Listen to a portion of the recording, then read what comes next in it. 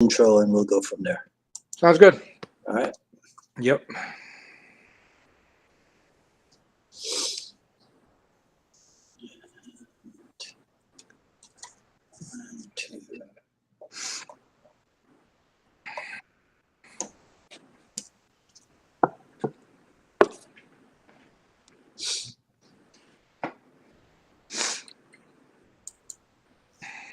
Sometimes I wonder why the internet takes so long. Because this platform, I don't know if you've heard me say it before, the platform that I use is actually a thing out of Ukraine. Oh, no kidding. I'm Ukrainian, Yeah. by the way. Just so if you don't know that, I'm Ukrainian, by the way. Well, I was going to ask you about that. Yeah. Because I saw on your profile, I saw the flag on your profile. Yep. Ah. I'm reading that right now. So I had no idea. Mm-hmm. Yeah, I'm Ukrainian. Yeah, I was born and raised Ukrainian. Yep. Really? I was born here, but my grandparents were the typical. This book I'm reading about the Red Famine with Stalin in the Ukraine. My grandparents lived this. They were literal peasants back then, and so I heard all the stories growing up and right. the controversy of them. My grandmother had blonde hair and blue eyes, so she was actually taken to a work camp in Belgium. They liked her. Mm-hmm. So she was still a prisoner of war, but she was treated very well. My grandfather lied and said he was 16 when he was 14 because he wanted to get out of there because Stalin was killing everybody. Okay. So, but then when he seen what was going on, he decided wanted to go back home, and they caught him, and they threw him. They caught him and they threw him in a concentration camp. He was in Auschwitz for 2 weeks. And really? Yeah. He's not Jewish, but he got put there anyway. And needless to say, he got out. That it was liberated. To make a long story short, and he got out, and he weighed 98 pounds when he got out. Oh my God. Yeah. Okay, so all right. So I didn't want to interrupt you and tell you that we were live or whatever. Oh, that's okay. That's okay. Right. Cool. But the only other Ukrainian that I know on Facebook is Andrei Siganok, which is not at all a name like Marcus Charles. No. Marcus, I guess the way it was explained to me, my mom and father picked it out because I guess that's the Roman god of war or something like that. That's the way they explained it back then. Charles is the name my mom remarried. So okay. One of those deals. But anyways, I'm Ukrainian on my mother's side, by the way, not my father. I meant to ask you because, like I told you, I saw the flag on your profile, right? Yeah. I mean, and that's like a politically correct thing to do for a lot of people who have no connection to Ukraine. Right. Right. Yeah. Well, and it's Red Famine. You said that's the book that you're reading. Yeah, it's a really good book. It came out a couple years ago. It's The Red Famine, the Stalin's War in Ukraine. Wow. And it's kind of interesting because Ukraine, there's a history of the Ukrainian Cossacks, and they were the ones who kind of kicked out Genghis Khan, his group of people, not him necessarily, but his group of people when they kicked over in the steppes, they called it. So, yeah, it's an interesting history that they have because right now what's going on, they've had 30 plus years of freedom. Can you hear me, by the way? Because my picture. Yeah. Okay. Yeah. I got you. Now they have freedom. Now they're not used to being oppressed. These people that are there now, the Ukrainian people. That's why they're fighting back so hard. And they're doing very well. But yeah, there's a big Ukrainian community out here in Chicago too. So man, Chicago. Yeah. I mean, you don't hear anything good in the news about Chicago. Yeah, it's kind of interesting. I'm not far from. I'm like by ground zero here. I mean, I literally back over. I think it was last summer when I was hiding in my garage because there were some shootings going on. Yeah, it's just a thing. I mean, I have no clue. I have no answer to it outside of. you know, you can't bring back the old days, I guess. But no, you don't really hear much as far as outside of going by, you know, downtown and seeing the lakefront and coming to MKG Chicago. Right. You don't you don't hear too much. Yeah. About stuff that's good, and it's kind of a shame because there's a lot of stuff here, martial art wise. There's a lot of stuff. There's a lot of food. We got the best food ever. Just ask Rick Fay every time I bring him out. You know, Right.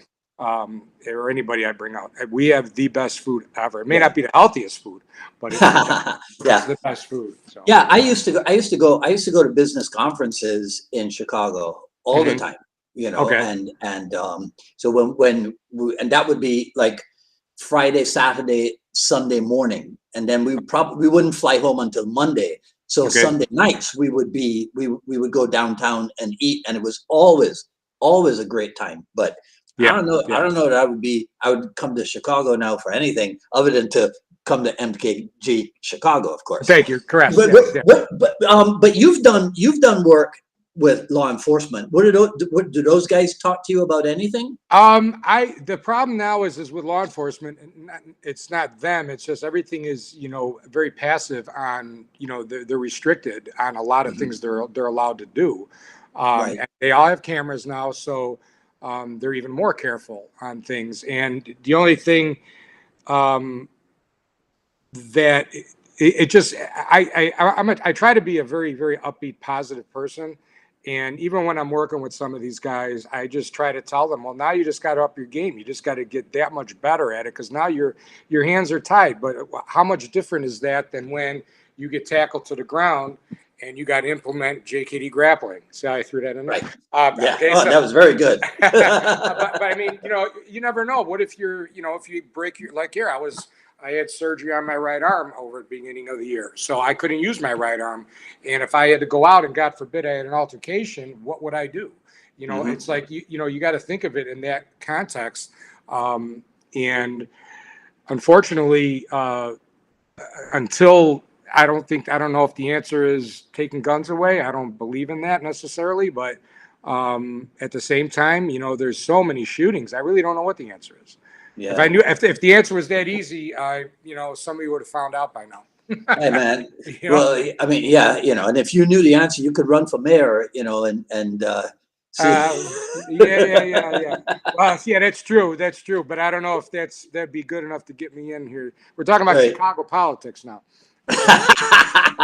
Chicago politics. So that's an animal on its own. And I got to be careful because I'm by a main street here, so I don't want anybody to hear this and drive by and take me out. Yeah. So you actually touched on. You froze up there. Did I? Okay, now you did. All right, hang on, guys. It's not on my end. Russell, can you guys? Okay, hang on. I'm gonna get him back. Give me a second.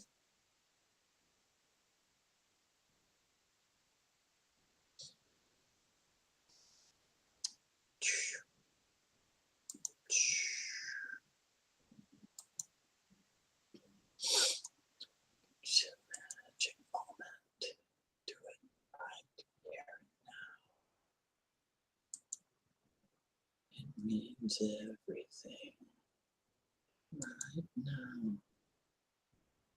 No tomorrow. Come on.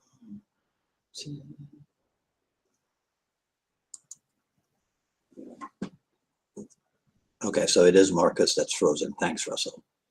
Let me just message him.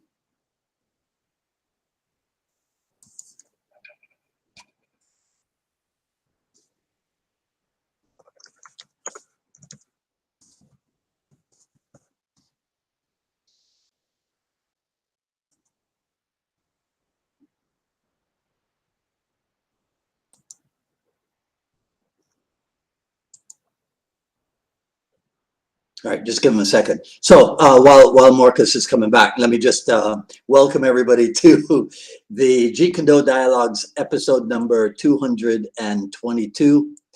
Right? Yeah, I figured I would do an intro while you were logging back in. Okay. Right. So this is your second time here, correct? Third. Oh, really? Yeah, I was back on. I think it was 2019. Last summer you had me on, and Damn. yep. Yeah. Well, I can't believe it's been 4 years that I've been doing this stuff. Yeah, it's really Right. cool. It's really cool. Man, and I haven't aged a minute. No, you look exactly the same. Exactly the same. Yeah. All right. So before I lost you there, I was saying that you obliquely touched on a touchy subject. You injured your right bicep. You are right-handed, correct? Yes, I had a bicep tear. Yep, I had it. Okay. Resewn. So I don't know. You stay out of the Jeet Kune debates that we have here on Facebook all the time. But we had one a few weeks ago about the whole right lead thing or strong side forward debate. Okay. Okay. So now weigh in on that for me. Well, A bicep tear. What do you do? Okay. When I first started way back in whenever that was, I did everything with the right lead. Sorry. So it was a strong hand first. I did that. My second coming, so to speak, when I hooked up with Sifu Larry, he switched it around with the traditional boxing stance. And then when I hooked up with boxers out here in Chicago, that's what we did. Now, I understand both arguments. Yeah. And I think both arguments are valid. But at the same time, if I did everything with my left lead back then because this arm was incapacitated, I wouldn't have maybe been as good. Not saying I had an altercation, which I haven't, but I would not have, God forbid, if I had an altercation, would not have been as confident with my left hand in the lead. If I did have an altercation and I was able to set myself into a fighting stance, and I would have been able to be more confident with my hand in front. I do understand, though, the economy of motion. I understand the principle of the strong hand first because it's that much closer to your opponent. The Wing Chun deal of economy of motion, straight line, all of that. Right. But to be politically correct, I think both are right. It just depends on the person.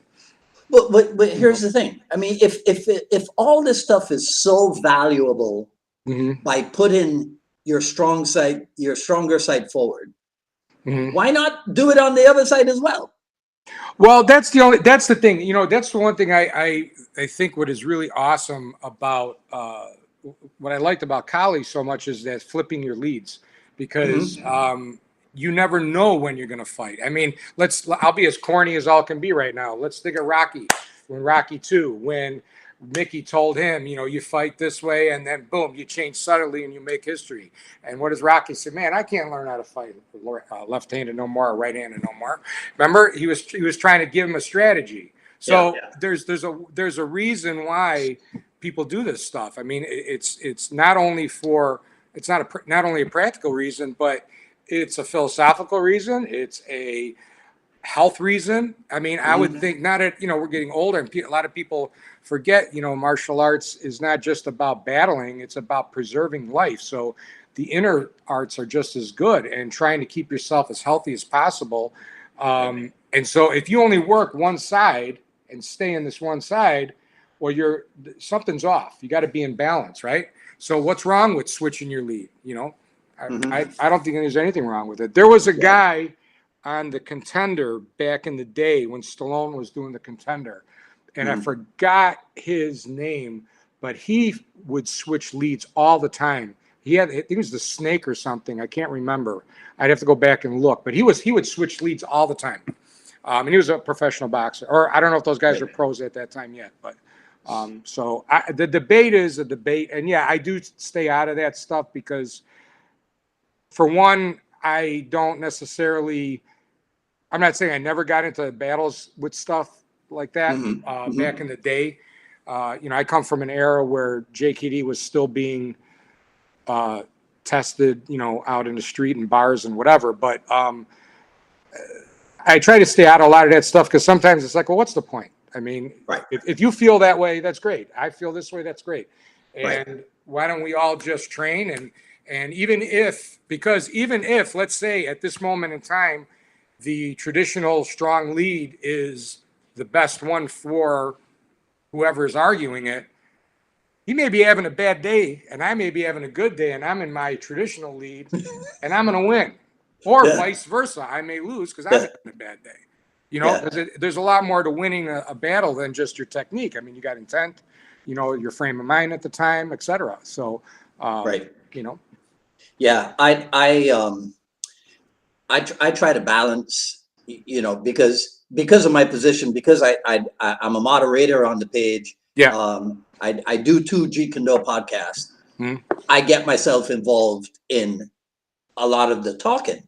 Yeah. But just today, I was trying to explain to a guy, even though I get myself involved in a lot of the talking, Mhm. I hope people don't think that I take it seriously. You know, in other words, like I go to bed worrying about what people think, you know, Yeah. and what have you. Not at all. Mhm. Not at all. Yeah. It's for me. It's a. So I told this guy, I go, it's not the end of the world. People having difference of opinion.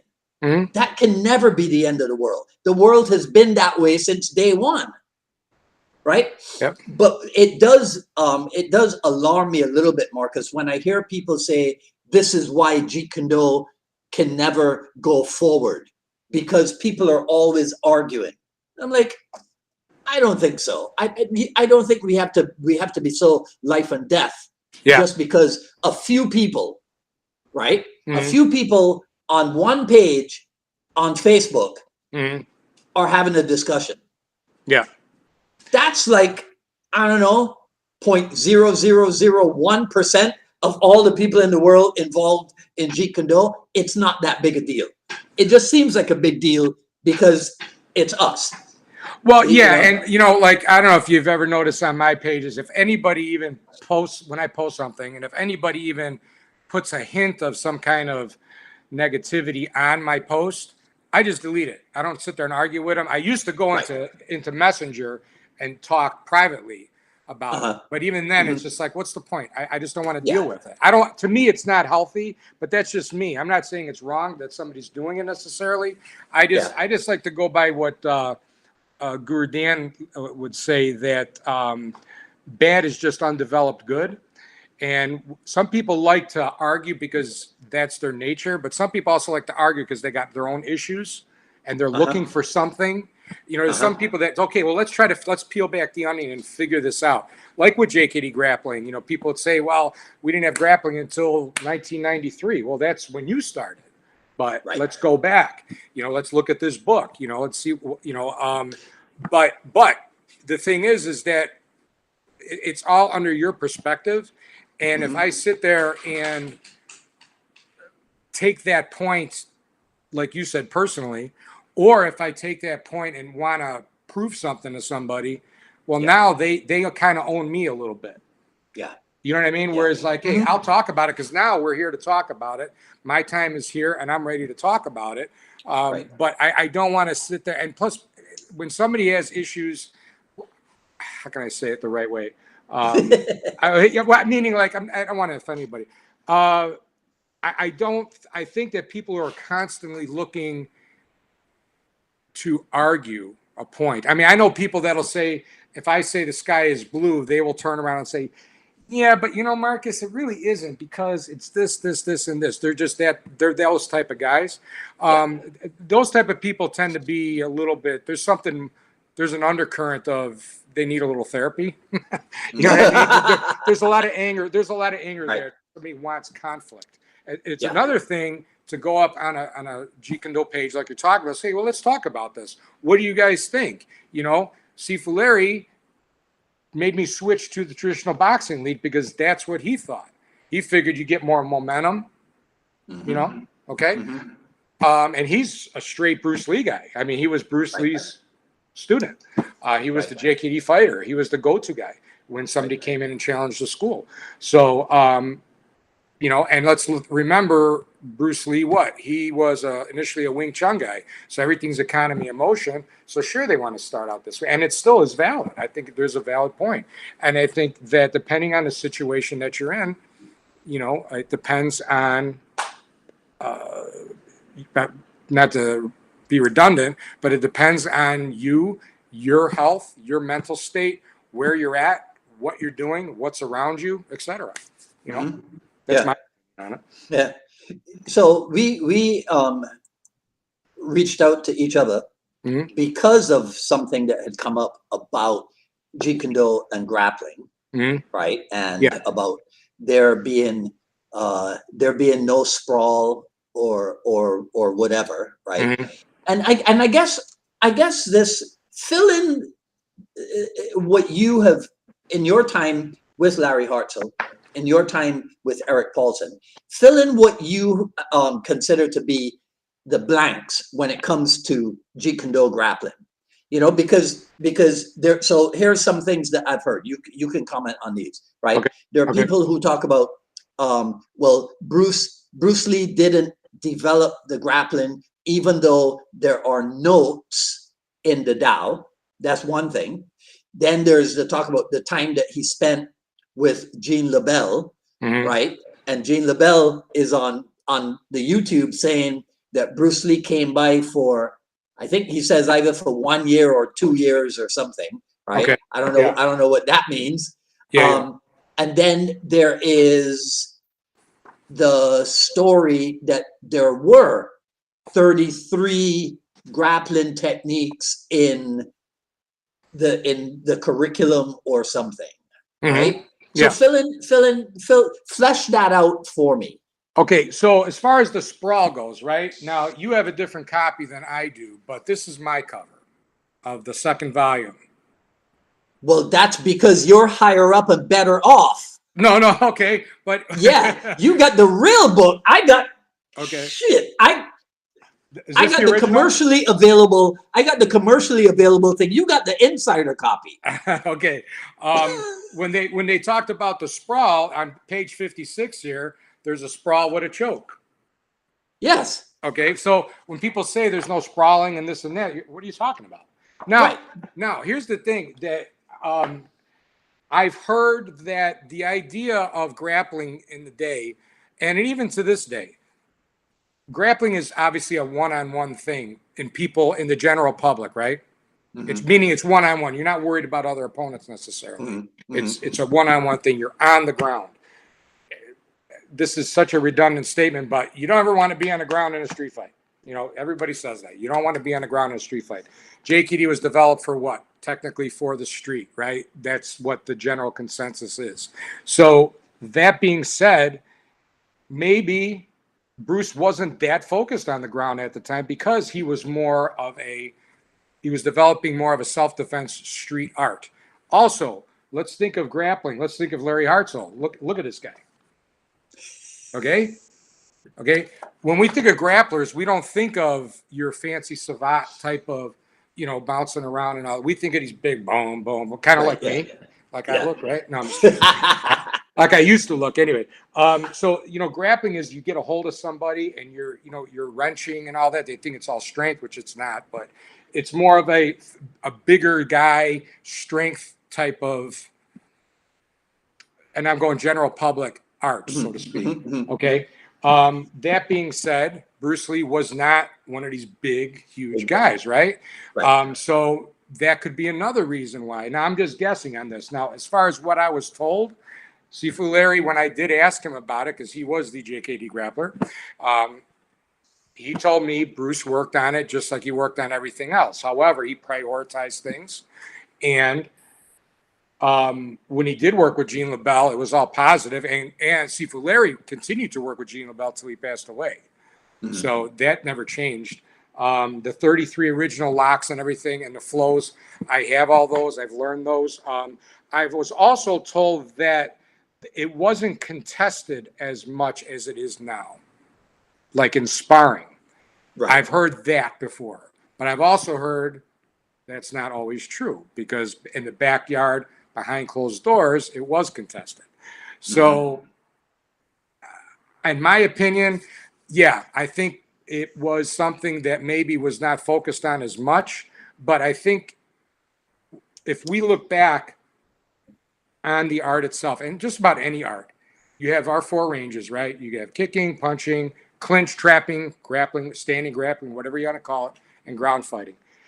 As time progresses, we focus on one point or another, one range or another. We can't focus on all four equally every single moment of training. We tend to focus more on kicking for a while, then we get bored with it. We go down maybe to get some grappling, we start rolling, whatever. And maybe at the time, until like say when I came in, Shudo was the thing. Okay, BJJ, nobody was talking about it up here anyway. And then about a year or two later, then Hickson came on the scene out here in Chicago. My instructor brought him out, and everything changed. So then it became a thing.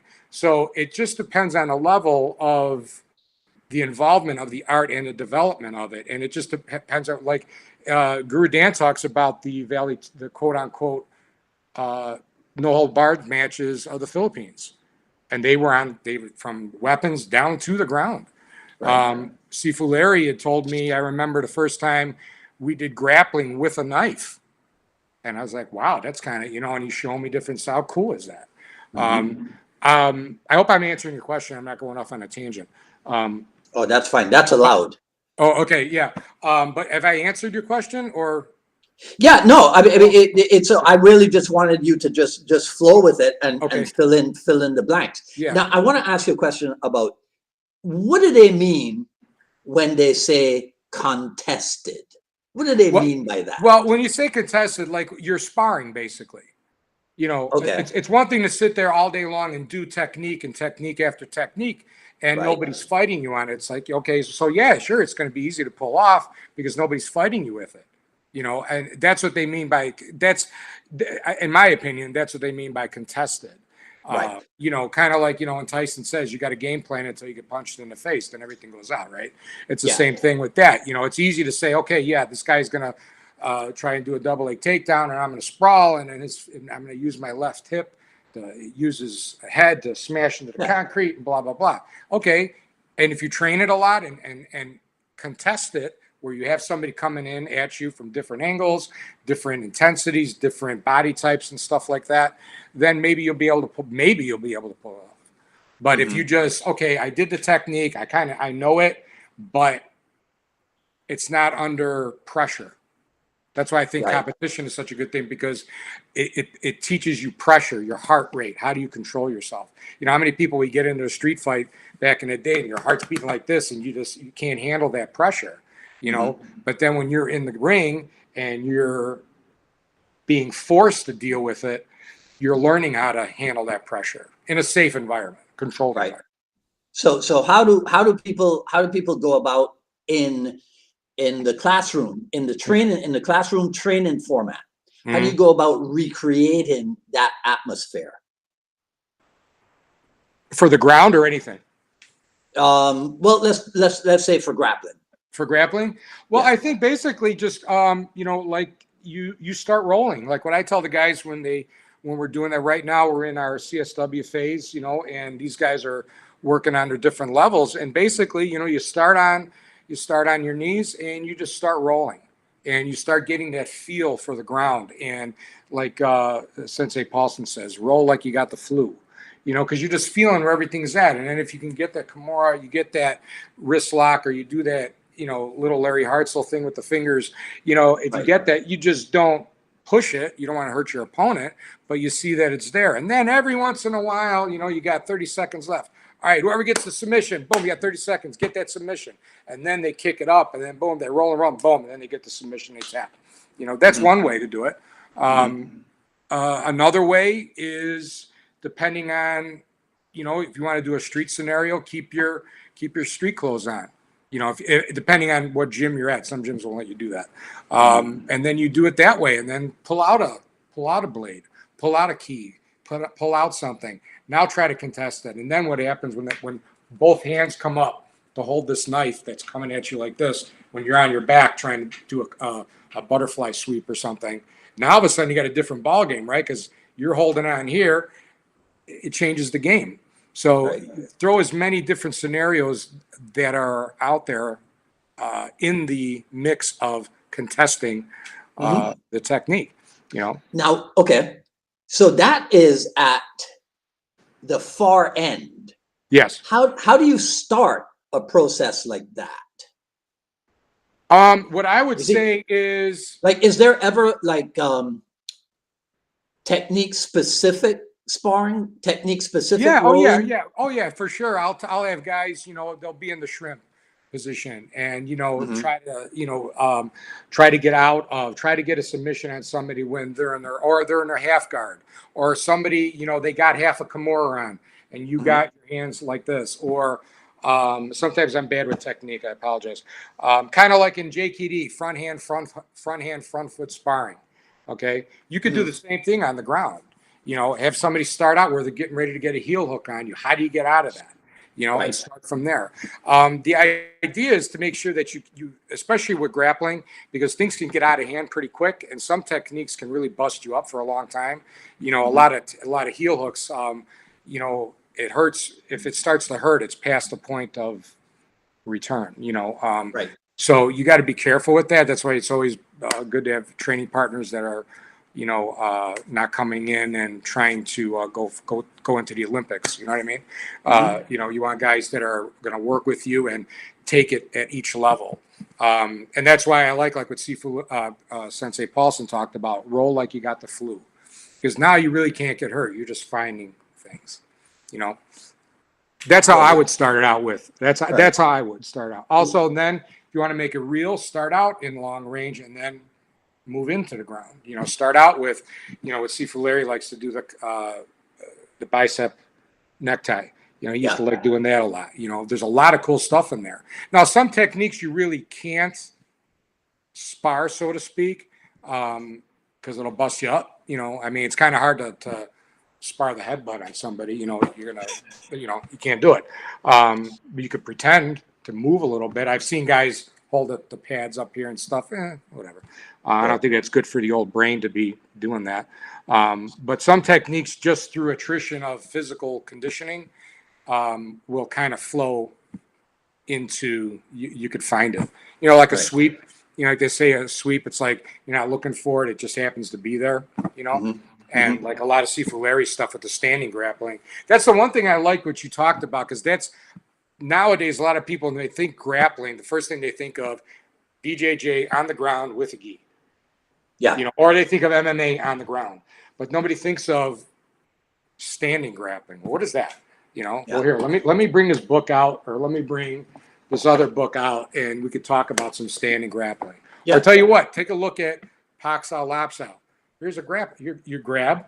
I would call that grappling. I mean, that could turn into a whole argument and discussion. But I think when you're in that range of trapping, whether you want to call it trapping, clinch, it's such a quick transition that if you get really good at that range, you can really do a lot of damage to somebody, and you could protect yourself as well. And if you focus too much on one, obviously, you know, that's not good either. Yeah. I mean, I like to differentiate between standing grappling and ground fighting, because to me, one of them is, I mean, they're both self-defense oriented, but I think one is much more self-defense oriented, you know, because so take law enforcement. Law enforcement, you don't want to be down on the ground with your utility belt, you know, on your back with a bad guy. Right. You're not going to be able to, you're not going to be able to roll very well, or, you know, hit place. I mean, it's going to be very difficult. Yeah. So wouldn't law enforcement then have to place a priority on stand-in grappling, or the idea of controlling, right? Them down and you up? Yeah. And that's you would my think, theory. Yeah, you would think that. I mean, I've shown, you know, I bounced for 15 years. I mean, I've seen everything under the sun. And, you know, there's been situations where it just turns into a brawl, and it turns other situations where you can, you know, you're able to, because the guy is inebriated, he doesn't move as fast as he thinks he's moving, and you can't get in, a nice wrist lock, or you can't get in a nice Wally J, finger lock. And you see all of this stuff in C. Fuller's books. I mean, the first one's got a lot. This one's got a lot too. And you even see some of it in the Tao. But I do think that the control aspect of it, especially even if you're at a party or something like that, where you got some guy who's just being obnoxious and you really don't want to bust him up. You do, but you really not. You feel like you're not supposed to, and then you can somehow get him in some sort of a sleeper choke from the standing. He throws that punch and he's so slow you could just sit back. If you smoke a cigarette, you can sit back and finish a cigarette while the punch is coming. And you could slip, come up, and then you get him in a nice choke, and boom, you put him to sleep for a little bit and let him relax. Let him. Those are things. And there's no damage, there's no legality there, and I really do think that. In this day and age where everybody is recording every single thing that goes on nowadays, whether you're a doorman, security guard, or law enforcement, that the standing grappling stuff that we do for JKD is more than essential. It's a necessity that needs to be brought out. Problem is, again, you got lawsuits. If somebody says, you bent my finger, my wrist hurts, I got to go to therapy for 4 months, blah, blah, blah. Those are all the things that they worry about. Those are the things that I hear. From law so let's talk about some of the things that I hear, right? So here's one of them. Too much emphasis on grappling takes you into the realm of sport, and JKD was never designed for sport. Well, again, here we go. What is JKD? Well, isn't JKD a concept and it's supposed to fit you? So if you're a sports guy, so why would, for somebody to say that, well, it wasn't maybe designed for Bruce Lee when he was thinking of the JKD concept. When he thought of it, maybe he didn't think about sport, even though he watched tons of sporting films like boxing matches to exhaustion, from what I was told. And yeah, if you roll all day long and that's all that you do, well, yeah, you're going to kind of want to go to your comfort zone. That makes sense to a degree. But you also want to know how to get out of it.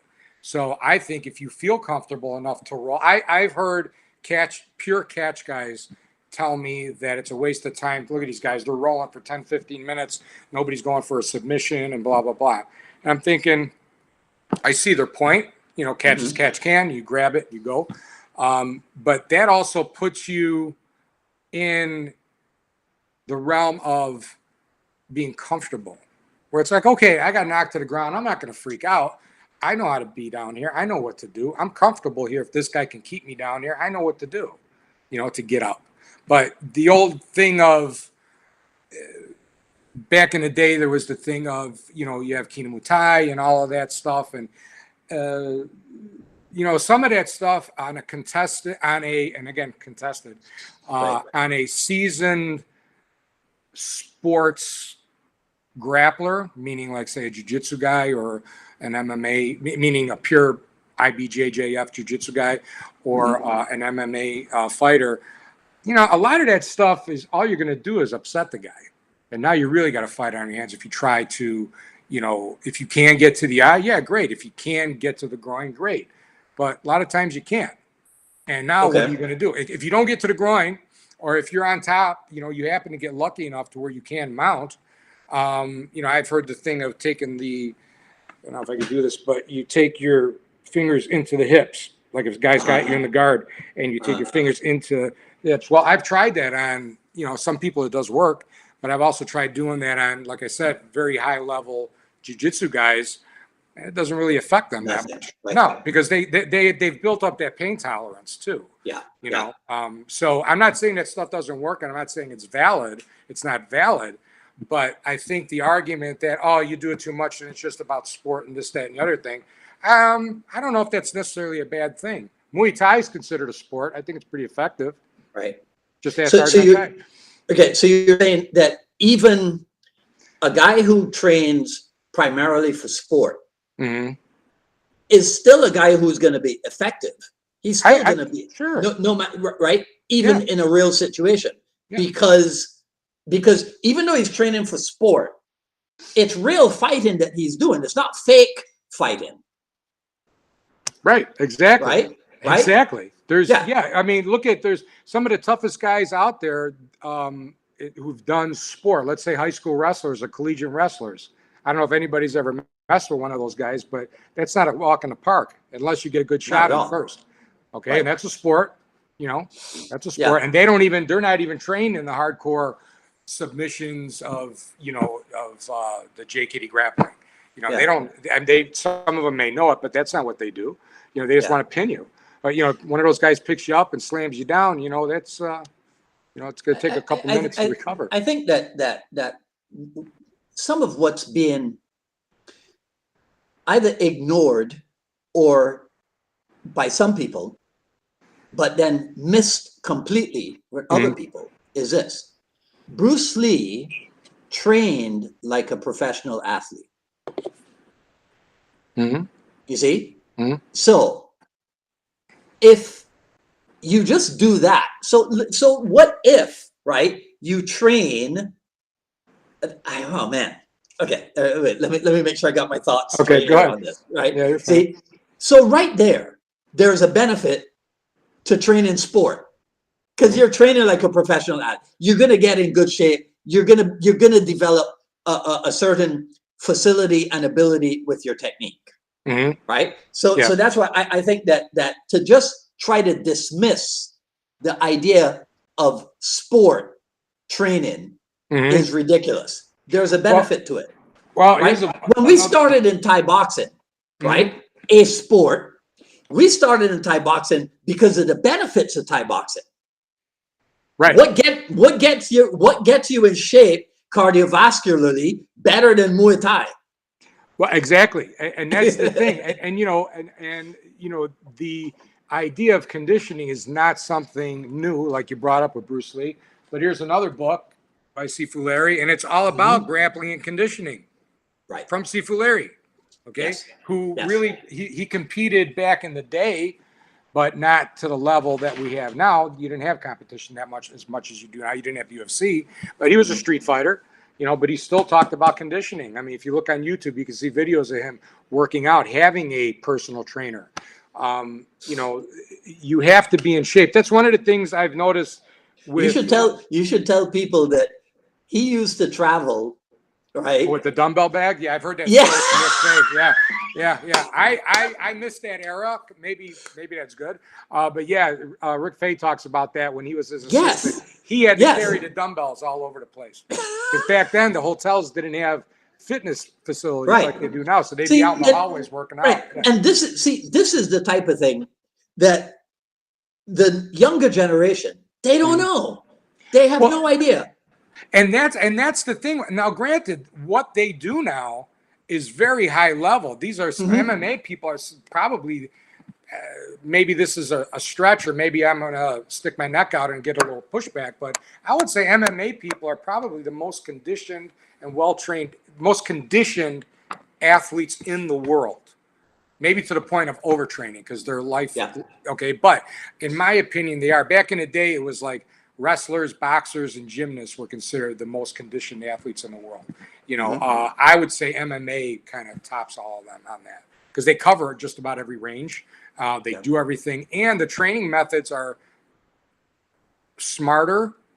You have a lot more medical breakthroughs, physical therapy. I mean, the stuff that I'm doing for my arm for physical therapy, mostly what I'm doing is they're having me do all kinds of shoulder work, scapular work to get this strong, because then that will help compensate my bicep until it gets back into shape. The whole thing is turned into a science in itself. Which back when I started weightlifting back in the early 80s, you didn't have personal trainers. You just went into the gym and you kind of watched people and maybe asked somebody something. And maybe you did it right. And if you did it wrong, you knew about it because it hurt, and then you changed it or you asked somebody. Now you can become a personal trainer. They have them there. You can make a lot of money doing that. Things have changed, but that doesn't take away the undercurrent of why are you doing it? I'll get corny and let's talk about Rocky 2. I watched that, by the way, the other day. That's why I'm bringing it up. When Mickey threw out that chicken, what was he trying to do? Speed. Yes. Now, there's a lot better ways than running around bent over chasing a chicken to get fast, but it obviously worked because that's an old school way of doing it. That wasn't made up for Rocky 2. That's how they used to train back then. So the fundamental of getting faster, developing an attribute is essential. How you do that, it's a lot. The way they train now, they're in great shape, and their methods are probably better and safer than they were back even in the Bruce Lee era of the 60s. Right. But that doesn't mean the fundamental thing of training for a reason has changed. Yes. That doesn't mean that it wasn't done back then. Yeah. And I think that, again, what is ignored or lost on some people is that Bruce Lee was being innovative. Bruce Lee was ahead of the curve. Right? Exactly. I have a book here. Keep talking. I'm sorry. Yeah, he was ahead of the curve in his day. So that is an element of the Jeet Kune process where you try to stay ahead. Yeah. Bud Thompson? Okay, I'm sorry. Go ahead. Finish your thought. Right. You try to stay ahead of the curve or even keep up with the times. That's essential to the understanding and the approach of Jeet Kune. It's not at all that it's this old stuff, right? That you're supposed to keep evolving with it, right? Well, exactly. Well, this gentleman, Bud Thompson, I got his book. He actually, from what he told me that he opened up the very first vitamin store in California. Correct me if I'm wrong.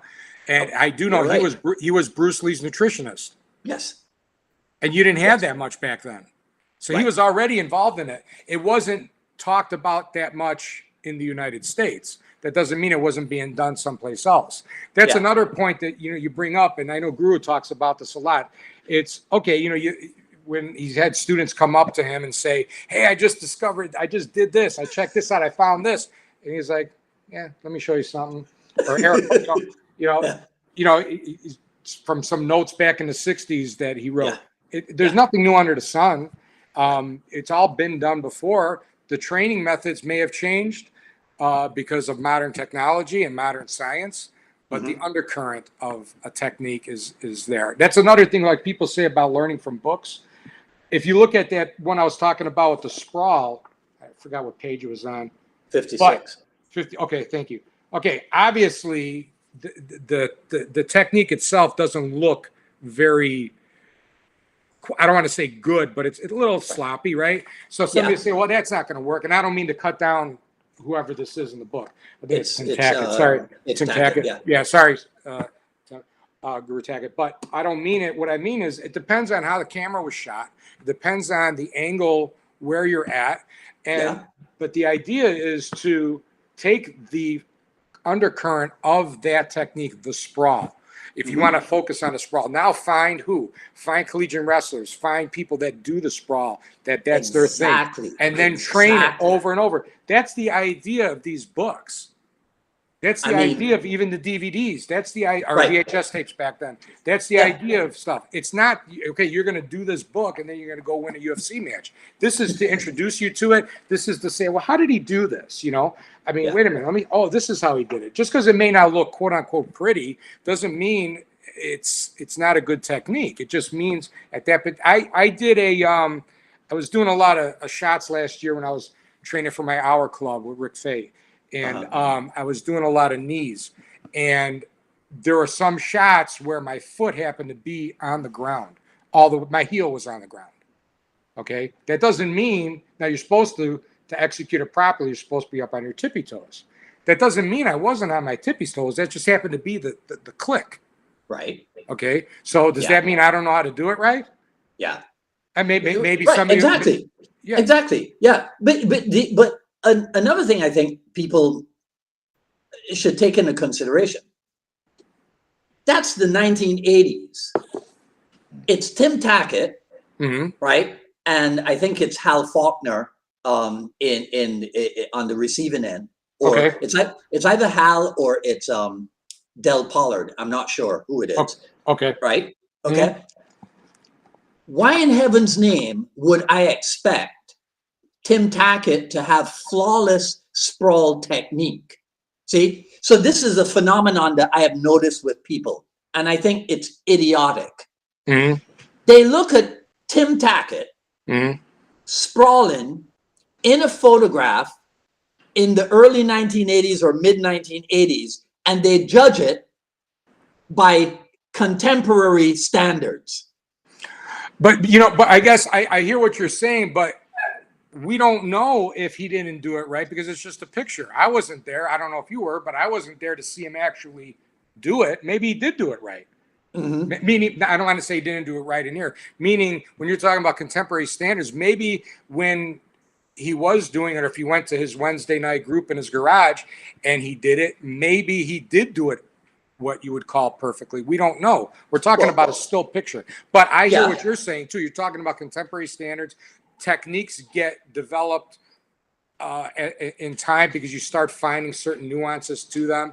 You know, where your toe, like one of my instructors says, you know, it doesn't matter where your big toe is. Well, it kind of does. But, you know, in a way, he's an old instructor. I don't train with him anymore. But it does in a way because that's that one little thing that may get you that edge.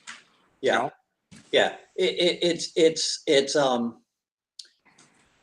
like you were saying earlier, I think it's evidence that the JKD people 40 years ago were working on stuff. Yep. They were thinking about it. Right. Before it became a household thing. Correct. Yes. Right? Yeah. That's the evidence. That's the way Jeet Kune is supposed to be. People are thinking about fighting and they're doing something about it. Right. You see? Right? So and that's what makes Jeet Kune stand out, because 40 years ago, you had the traditional martial artists who were not doing anything about it. They were ignoring, they were pretending that, well, there is no such thing as an attempted tackle. That's not in our system. So we don't deal with it. Yeah. But Jeet Kune was saying, well, in our system, anything can happen. So we have to educate ourselves according to what's possible. Well, let's slide over to Sifu Fong for a second, and let's talk about Wing Chun. And let anybody who's trained with Sifu Fong knows he's a force to be contended with on the ground. Okay. Now, is that because he's done JKD, or is it because his system of Wing Chun, like a lot of other systems, they do have an answer to a lot of situations? I don't know what I would assume that his grappling comes from Wing Chun and his influence from Guru Dan as well. But he does Wing Chun, and grappling is part of it. When I took my green sash test, I had to do a lot of grappling stuff. So it's part of his system. Now, when you're talking traditional, you're right. You know, some people don't. Muay Thai doesn't do ground, but they do have an answer to the clinch. Anybody who's been dumped by a Muay Thai guy, by Greg Nelson, knows how it feels. You know, so I think that, in my opinion, that if somebody wants to do, like here, this book, this is a newer book. The older book was white, if you remember. Yeah. And it's got the quote unquote original JKD stuff in here. You know, you got the cool pictures and all that stuff, and you know, the Bajang stance and everything, which is cool. If you want to do that and say that's your JKD, I don't see anything wrong with that. What I'm saying is what I see wrong with it is when somebody wants to do that and then they come around and say that Sifu Larry's form of JKD is really not JKD. Oh, okay. That's what I'm talking about. You know, if you feel that you're cool with this, you don't want to evolve. This is your JKD. You want to be more of a traditionalist. God bless you. I have no issue with that with you. But don't come at me with something, or you or anybody else for that matter, who is taking JKD in a different way by making it evolve. Now, at the same time, I think that if you don't evolve, still water grows stale, correct? Mm-hmm. So I think you do need to evolve, but I don't think we necessarily should turn away from quote unquote tradition and say that, hey, this is worthless, because there's been a lot of arguments even on the Ung Moon, right? Yeah. That could be a new episode, even just the arguments on that, the functional part of it. Is it functional? Where did it come from? Who taught it? Who made it? Et cetera, et cetera, et cetera. And at the end of the day, I really don't care, because I think it's cool. Well, You know what I mean? Yeah. I think it's cool too. Mm-hmm. But I have no interest in learning it.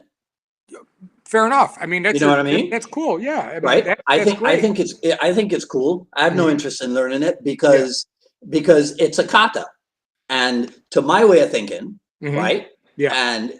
And a way of thinking that's partially influenced by Bruce Lee, right? Kata is a step backwards. Okay. You see? Okay. Yeah. Right. Yeah. Now, I think that with some people, they want to appear to be this vast repository of arcane knowledge, associated somewhat with Bruce Lee. And they end up taking it a little bit too far. Yes, that's what I'm trying to bring up about this. With this course. Yeah, they end up taking it a little bit too far. So I agree. The Ung Moon, whatever. Right now, fortunately for me, I have impeccable sources of old school Jeet Kune information. You're right. Right. So except for this book cover. Except for that damn book cover. I'm joking with them. Right. But see, what I find interesting, actually, I wanted to bring this up to you too, is that in the commercially available cover, do I have it there?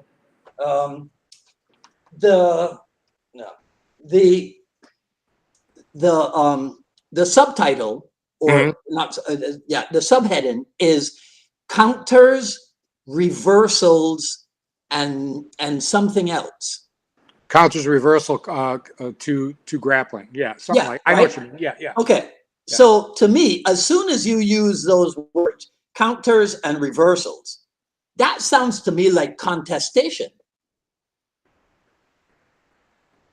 Yeah. You see, because if we're saying, well, it wasn't contested, that means that every time that I applied my grappling technique on you, it was successful. Correct. But if we're training the counter of it, doesn't that mean I'm trying to do it to you, but you're countering it?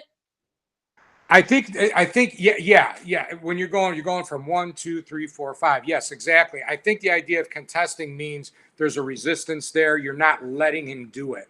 You know what I mean? So when you're countering, but you could also, if you let somebody you could let somebody counter you, so to speak. You know what I mean? I think that's the idea. The contesting comes in where I'm trying to think of a good, let's say the Paxal. Okay, somebody Paxals you. What's the counter? You could bong. That's one, right? Bong. Or if somebody tries to Paxal, you could Paxal before they get you. So how would you train that? Well, if I'm not going to let him do it, he's going to have a hard time contesting it. However, if we start out as a progression, like Sifu Larry always talked about, and everybody else in JKD, you start out slow, boom. Okay, start out half speed, boom. Okay, now come at me, boom. You get it. Now it's contested. So now you're starting to do it live, so to speak. There's your contestedness going. Now I hear what you're talking about too, though, because if you know the counter and it's not being, how is it not being contested? Yes, from a very scholarly point of view, yes, it is being contested, because now this is how you counter it. So that's the contested technique, if that makes sense. Did I say that correctly? Well, okay. Yeah. Exactly. Yeah. I think that sometimes I think that people don't invest enough time in thinking about how they're training, what they're training, why they're calling what they're training Jeet Kune Do or not. you know, Right. because I'm a little bit concerned now that Jeet Kune Do is being relegated to this this period in history that's not that's related and connected to today, Yeah. but it actually belongs back then. Yeah, I see what you're getting at, and I think that, you know, again, maybe to understand that person, I think I know what you're talking about, by the way, or the group of people you're talking about. Um, um, Again, God bless you guys, but I think a lot of times they're just trying to find their space, and they're also trying to still be relevant when they may not feel they're relevant anymore. So trying to understand why they're acting the way they're acting. I don't agree with it. Yeah, it's very cool to say, hey, you know, I could sit here and say I'm a second generation Bruce Lee guy because my two instructors, Guru Dan and Sifu Leary, were direct students of Guru Dan. Okay, that's great. That doesn't make me any better than the person who trained, who's never even maybe done JKD and only went to a Guru Dan seminar, but he's trained with the local guy who made him full instructor or whatever. That doesn't mean he's not any good. So I think people want to use that old, like you say, archaic type of thing as some sort of a, almost like the king and queen of England who have no actual power, but just have a status. You know what I mean? Hold on one second. My dog's barking.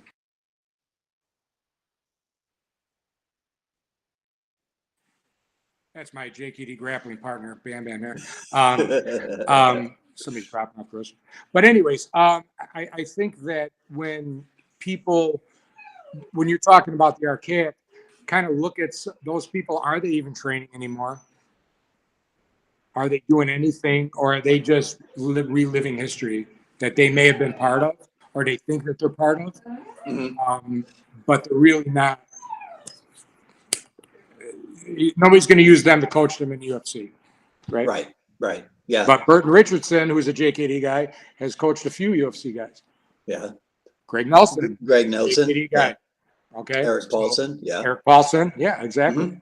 So, well, you know what, I think here's something with those guys that I've been discussing with my favorite Jeet Kune Do senior.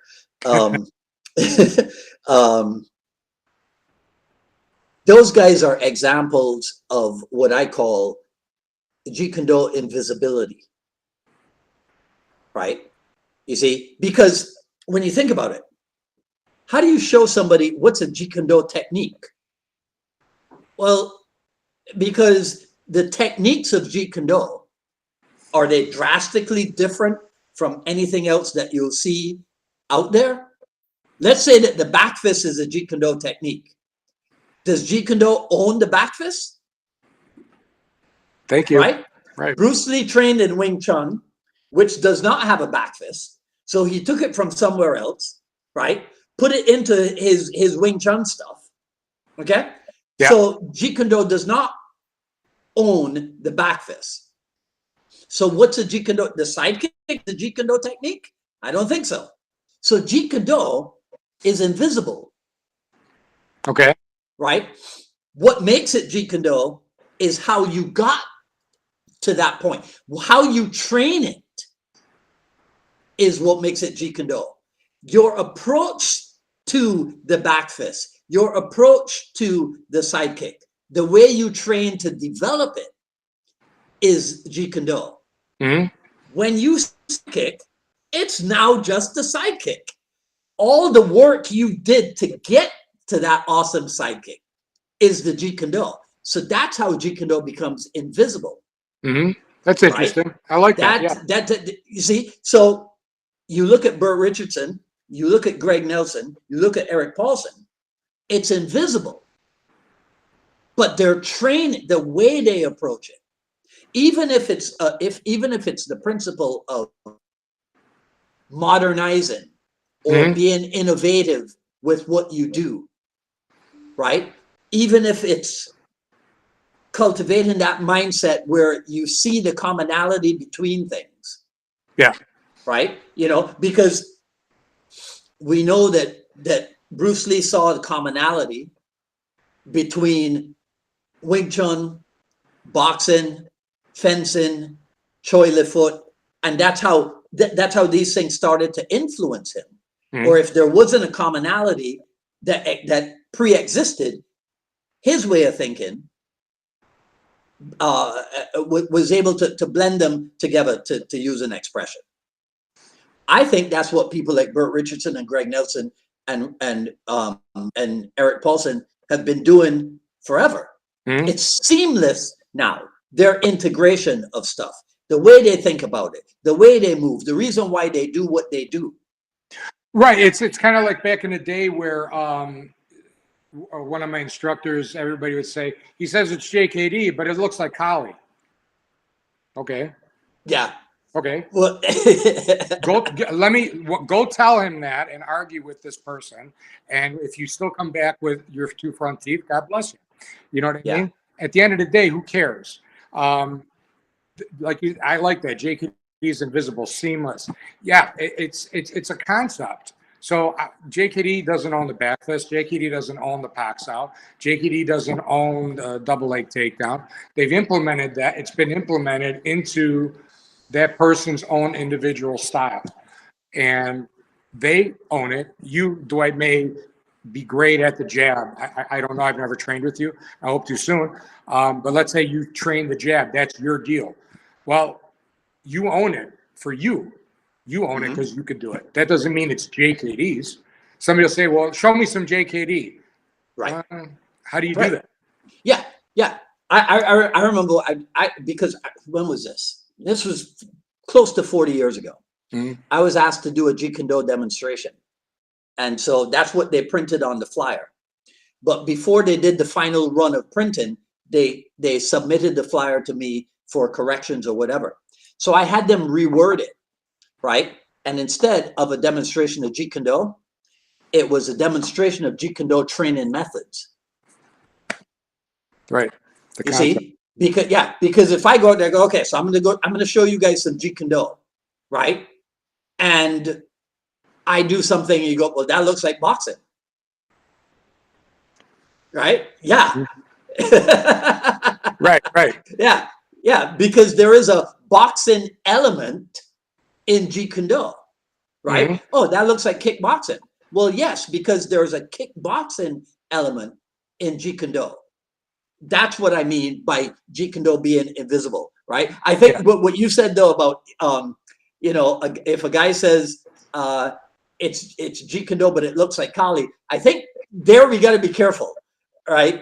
We got to be careful because if the guy is doing Heaven 6, right, and saying this is Jeet Kune, he better have a good way of explaining why. I meant that particular instructor. That comparison was made on the empty hands. Wasn't talking about the weapons. Okay. But either way, yeah, exactly. You still better have a good explanation of why you're calling it this. Yes. And I think that is where the rub comes with some of these more traditional people. It's almost like they want some sort of recognition to be given to where it came from, which I don't have an issue with. I do it all the time. I have no problem telling, okay, I got this from whoever. Guru Dan Cipollari, Rick Fay.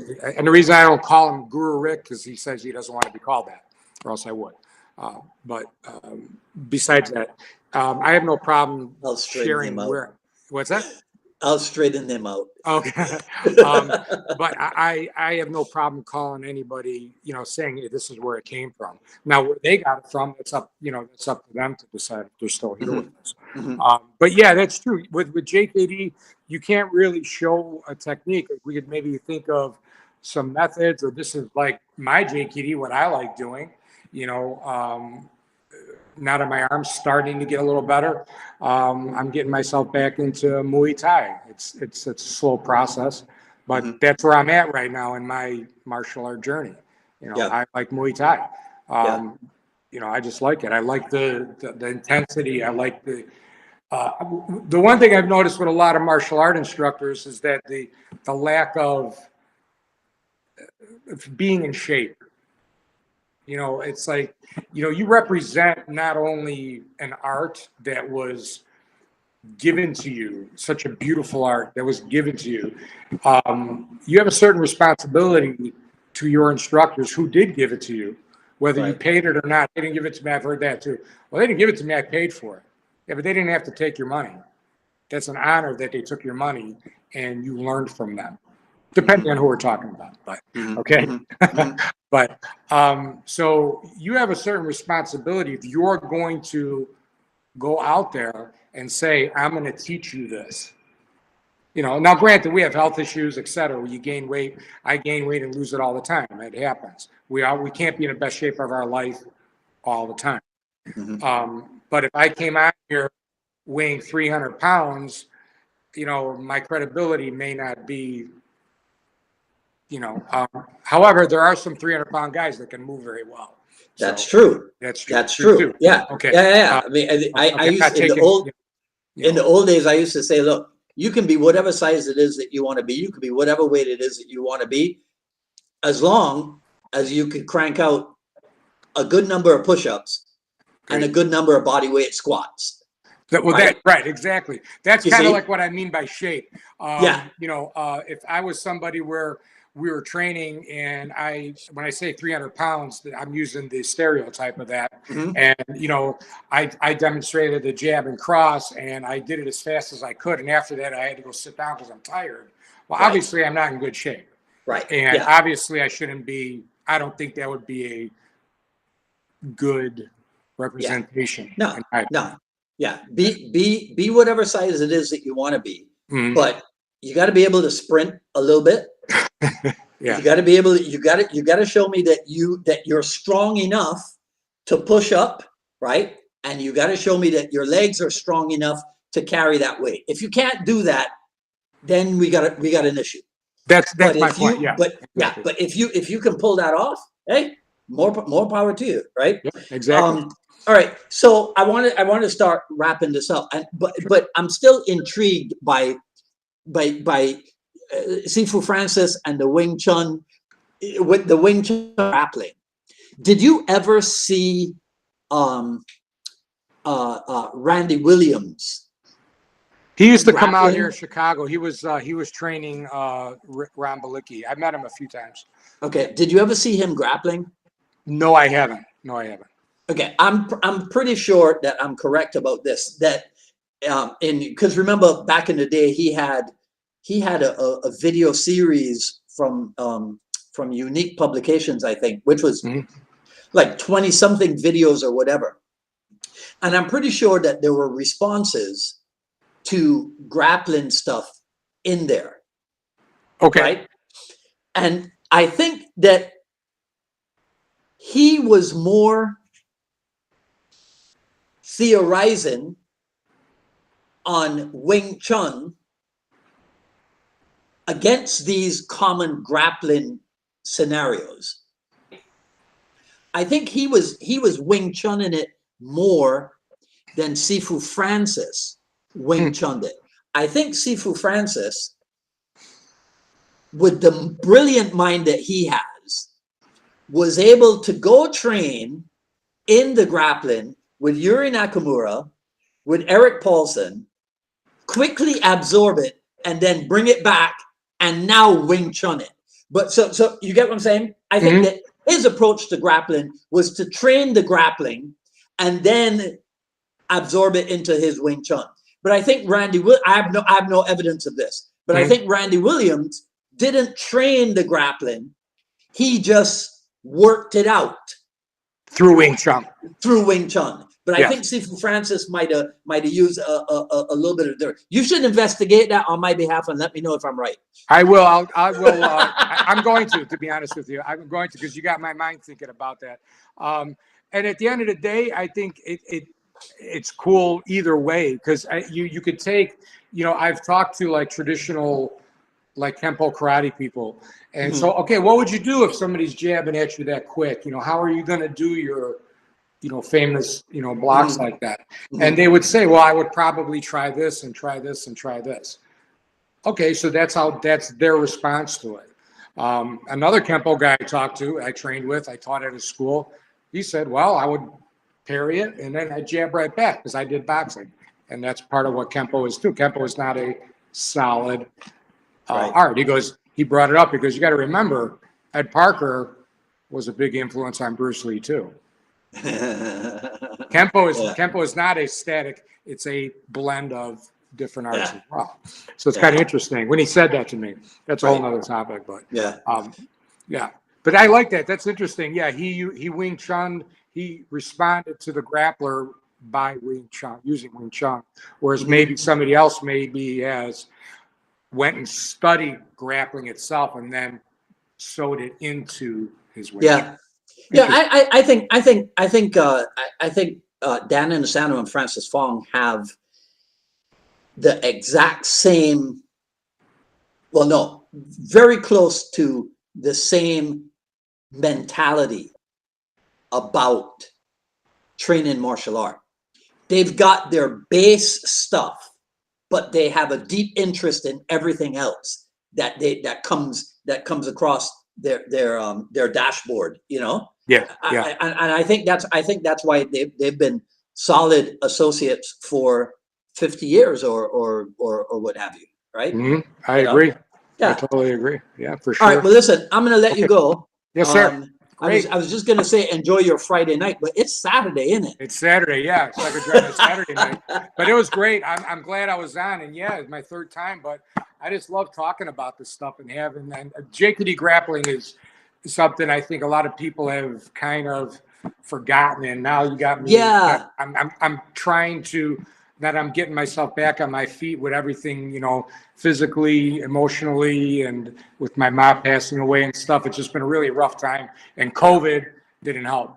So I'm really trying to think of how I can implement the JKD grappling. Like I said, I'm glad that you reached out to me when that whole JKD grappling thing, because you're right. Yep.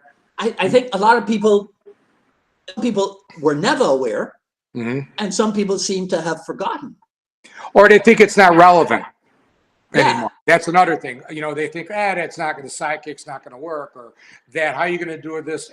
Okay, at the end of the day, maybe it doesn't work for you, but it might work for somebody else. And let's say you're right, it may not necessarily work. And I don't think any technique won't work. But who cares if it doesn't work? It's just cool to do. You play tennis, right? It's just cool. I mean, at the end of the day, it's just cool. If everybody did martial arts, we wouldn't be fighting necessarily, because all we'd be busy is training, right? We'd be afraid. If everybody in the world trained martial arts, every single person, we would not be fighting with each other. We may be arguing, and then we'd spar. I mean, how crazy are we? We go into the ring with one of our great friends and we beat the crap out of each other. And then we go back and we sit down and we're talking about this and about that. And we hang out and have a drink or whatever else. I mean, that's how goofy we are. And if everybody did that, it would be great. Because if you know your training is good and you feel confident about yourself, you probably may not want to jack the guy up, because you don't want to hurt the guy, because you know what's going to happen. Somebody cuts you off. It's the people that are insecure about themselves that kind of, kick off some things a lot of times. Hey, next time you come on, we'll talk only about the spiritual aspects of martial arts. That's all we'll talk about next time you come on. I would love that. I would love that, because if you've seen my bio that you asked me about, I'm getting my master's in world religion. So you got that. That'd be great. Okay. All right. We will do that. Marcus Charles, thank you so much for coming on the show, man. I appreciate it. Thank you. Nice. Thanks for everybody who showed up, and thanks for having me on. See you next time. All right. Okay. Take care. Bye-bye.